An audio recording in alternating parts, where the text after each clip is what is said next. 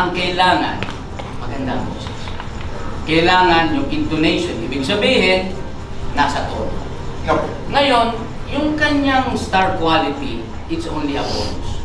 Kailangan maganda ang boses, maganda ang galaw, yung pag-expression ng kanyang kanta, pagkanta, nandun lahat, galaw, boses. Sa akin kasi, ang toka ko as judge is on the technical side.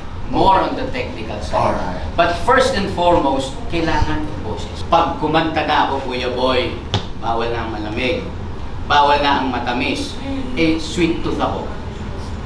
Okay. Pinipigilan ko yun. Bawal ang chocolates, bawal ang candy, bawal ang cake, pag kumanta na. Alright. Pero, pag wala akong show, Walang bawal. todo. Of course, basahin ko muna yung lyrics. Okay. Tapos tatanungin ko yung composer, ano ba nangyari rito? Ano to? Masaya ba to? Na sawi ba ito? Iniwanan ba to?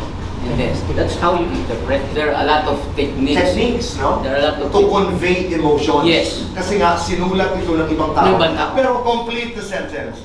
Kampiyon ako sa buhay dahil... matyagaan ko at madasal. Oh!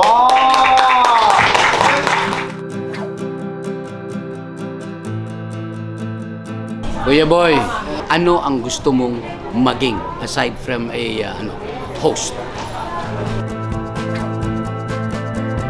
Pagmamahal sa akin, puno ng sakripisyo at pag-iintindi. Isa ito sa mga nag-guest ako na saksakan ng nervyos. Ninervyos ako rito. Huwag po niyong kalimutan manood. Fast Talk with Boy Abunda. Napakagandang palabasan. Wow!